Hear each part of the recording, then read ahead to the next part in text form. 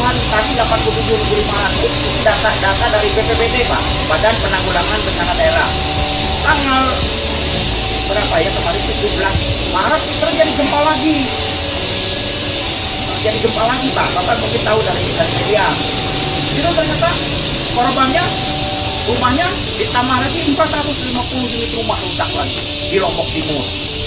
Aduh, ini belum selesai. Ini datang lagi bencananya seperti itu. Belum lagi di mana? Palu, belum lagi di Banten, belum di Lampung Selatan. Nah, itu nantilah kita cerita apa di Palu bagaimana, di Banten bagaimana. Kami kemarin sudah bercerita dengan pemerintah daerah Banten untuk melaksanakan pembuatan risa itu. Nah, itulah Pak. Nah, ternyata gini ya, ini ada apakah risa punya pesaing? Ini kalau kita ini, nah ternyata Pak dari 87.500 di Lombok itu, kue itu karena risa dianggapnya itu namanya itu kan suplainya kurang banyak, walaupun aplikator sudah banyak bergerak di sana, 110 aplikator sudah memproduksi di sana Pak. Itu kue itu dibagi lagi, dipotong. Bagaimana kalau mereka ingin rumah baja, konstruksi baja, konstruksi baja ringan. Nah itu datang lagi ke sana. Kami akan membantu proses pembuatan rumah tetap dengan menggunakan konstruksi baja, katanya gitu. Nah, terus datang lagi konstruksi kayu, datang lagi konstruksi rumah pracetak Indonesia RCI namanya itu.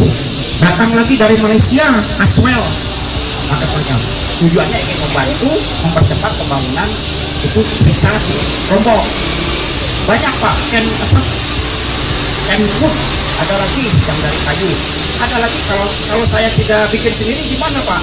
Artinya rumah konvensional boleh silakan, tapi kesemuanya produk-produk itu harus melalui validasi dari Kementerian PU. Jadi harus ini betul nggak ini bangunannya tahan gempa, betul nggak susunan apa namanya itu detail-detailnya memenuhi kriteria ketebalan tahan gempa. Nah itu menjadi tugas Kementerian PU. Nah sekarang ada yang berkira saya inginnya kayu sajalah, boleh silakan, tapi harus memenuhi kaidah-kaidah bangunan yang konstruksi kayunya yang memenuhi persyaratan inilah apa sambungan-sambungannya seperti apa. Sekarang kita pikir kayu satu rumah taruhlah 2 kubik, 10.000 rumah 20.000 kubik, habis hutang pinjamin.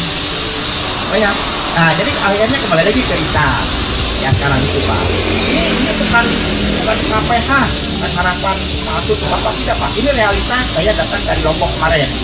Nah kemudian ini apa tuh risa ya di mana di Lombok itu sudah dibangun tahun 2014. Ada apa? Gedung serbaguna, gedung kebudayaan, sama rumah berdiri. Kan terjadi gempa. Ternyata Pak, rumah risa itu tidak seperti rumah tetangga-tetangganya. Ada yang sampai kubur, tidak, itu risa ternyata tidak Pak. Nah itulah apa dia menjadi semacam penguatan lagi. Ditambah lagi kemarin waktu hari Minggu tanggal 17 September 17 Maret ada gempa lagi. Tentu kami sebagai yang punya ide gempa ingin tahu gempanya, kalau sudah ada gempa yang 5,3 skala Richter kemarin itu. Ini gimana nih nasib risa di tanah? Tentu itu jadi objek pencarian kami. Nah kami dapat beberapa foto Pak, ini risa, ini rumah biasa, ini risanya masih utuh, ini sudah hancur Pak. Nah itu juga membuat para penerima bantuan juga mengini daripada gitu, jadi saya pakai risa lebih baik tunggu saja lah daripada beli daripada apa namanya risba itu rumah instan baja ya Pak ya, sebaiknya tunggu aja lah risa lah. Kayak gitu Pak ininya tuh. Nah ini salah satu tim yang ada di Lombok, ini saya cerita dulu ya Pak ya sebelum masuk ke substansi. Penerima bantuan itu di Lombok itu keluarga penerima bantuan itu membentuk semacam kelompok namanya POKMAS, kelompok masyarakat. Kelompok masyarakat itu nanti yang akan memberi langsung kepada para aplikator. Jadi di sana tidak ada apa namanya PL itu apa ya Pak ya? Penunjukan langsung. Tidak ada di sana Pak. Cash and carry langsung dari aplikator ke Pokmas. Pokmas itu adalah kelompok mereka yang dibentuk sendiri di bawah fasilitator untuk membeli rumah tahan gempa itu. Jadi begitu Pak. Jadi yang karena sifatnya bencana gempa itu, jadi di sana tidak ada kontrak Pak. Bukan tidak ada kontrak, tidak ada tender. Mereka itu langsung aja cash and carry. Tapi itu di bawah monitor dari fasilitator namanya itu. Fasilitator itu biasanya orang-orang teknik dibentuk oleh BPBD ya. Nah, mereka harus mewasiti Pak. Bapak misalkan saya seorang Pokmas, saya aplikator, saya mau jual rumah ke Bapak. Nah, rumah kualitasnya itu ini Pak, dimonitor oleh semacam fasilitator namanya, yang dibentuk oleh BPBD. Mungkin yang demikian di Palu akan berbeda Pak, akan berbeda, tidak demikian karena kondisi gempanya yang beda dengan yang di Lombok. Seperti Bapak tahu kalau di Lombok begitu ada rumah penduduk terkena gempa, tanahnya kan masih milik dia, jadi dia bisa dibangun di atas tanah itu sendiri Pak. Tapi kalau di Palu berbeda lagi. Seperti Bapak ketahui di Palu kan bencananya itu ada tsunami, ada gempa, dan ada satu lagi liquefaction namanya itu. Itu kan sampai sekarang tidak boleh dihuni sama sekali.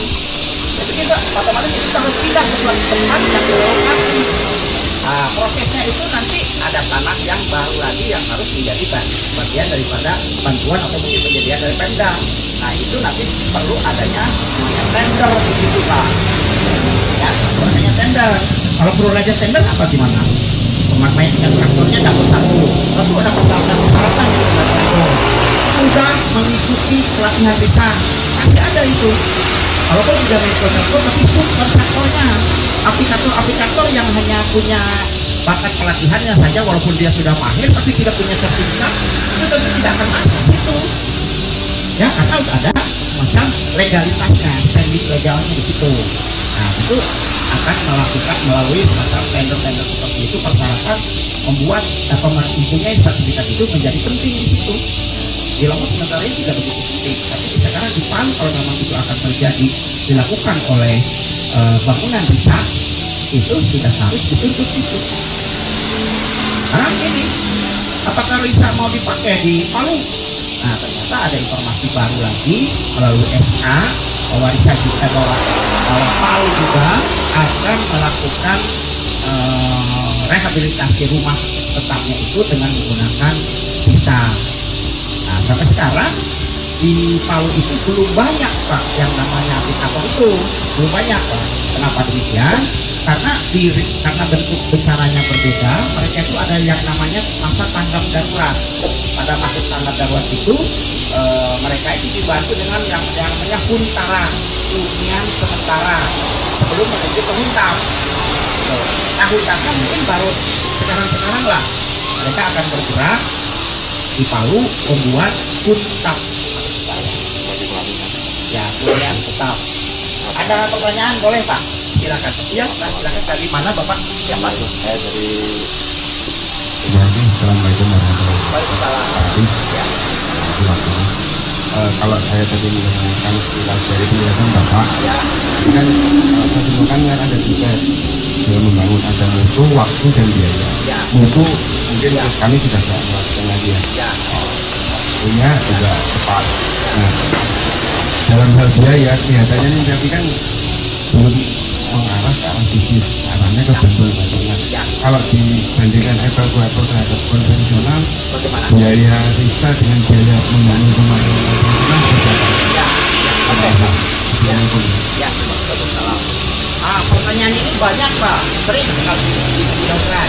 Kalau saya mau bergerak di Risa, dalam tanda kutip untung gak ya? Nah, gitu Pak. Ya. Nah, emang Pak, kalau kita jawabannya tidak bisa berapa persen kerugiannya dari dari konvensional ya, tidak demikian.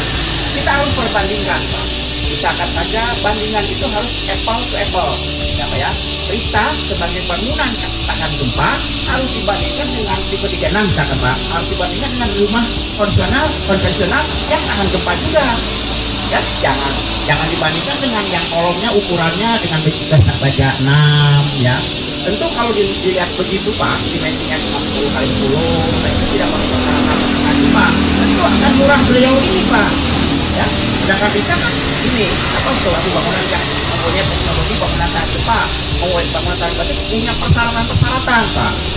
Baja tulangan harus berapa, kualitas betonnya harus berapa. Tapi kalau dibandingkan dengan konvensional, walaupun punya tipe 36, tapi ini murah beliau ini Pak, karena kualitas yang tidak sebanding, tidak apple to apple.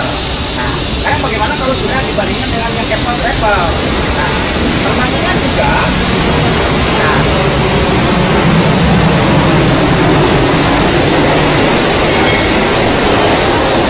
perbandingan juga itu bisa dalam bentuk yang sifatnya ini Pak. Kalau dalam ilmu apa ya, ada yang namanya benefit dan cost ya. Benefit adalah misalkan saja dari rupiah, cost juga rupiah. Ada yang rupiah dibandingkan rupiah adalah benefit ya Pak ya. Kemudian kita cari NPV-nya. NPV itu net present value-nya berapa, RR-nya berapa, kapan dia akan balik modal, dan begitu ada ininya pada hitungannya. Nah sekarang di RISA, kalau di RISA sepengetahuan saya kita bandingkan strukturnya saja dulu. Kita lihat jangan lihat non strukturnya. Strukturnya bisa pakai bisa disamakan atau bisa tidak. Strukturnya saja Pak itu akan sedikit lebih murah daripada konvensional. Kalau dibandingkan 1:1, Pak ya. Tapi kalau dibandingkan 10 rumah RISA dengan 10 atau 100 rumah RISA dengan 100 yang lainnya, tentu itu akan lebih murah RISA. Ya, lebih murah itu tidak bisa dirupiahkan juga. Satu dari percepatan pembangunan, ya Pak ya. Karena dengan jam itu kita membuat bisa loh Pak. Nah, bandingkan dengan kalau membuat struktur konvensional.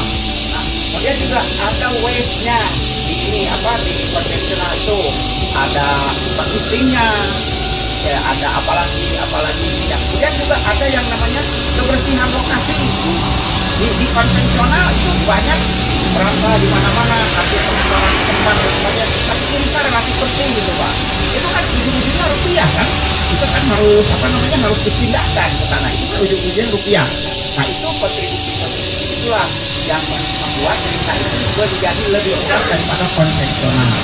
Tentang rumahnya harganya berapa nanti ada Pak, kira-kira Bapak akan berdiskusi itu harga jualnya itu berapa ya, berapa kalau dari segi cash and carry-nya berapa. Nah tadi itu lebih murah itu Bapak kalau membeli misalnya dari aplikator saya beli dari Pak Jin membuat RISA itu tentu dia sudah punya untung pastinya dia juga, walaupun dia pernah ngomong saya masih untung ya Pak. Nah bagaimana kalau saya buat sendiri saja, itu akan lebih murah lagi.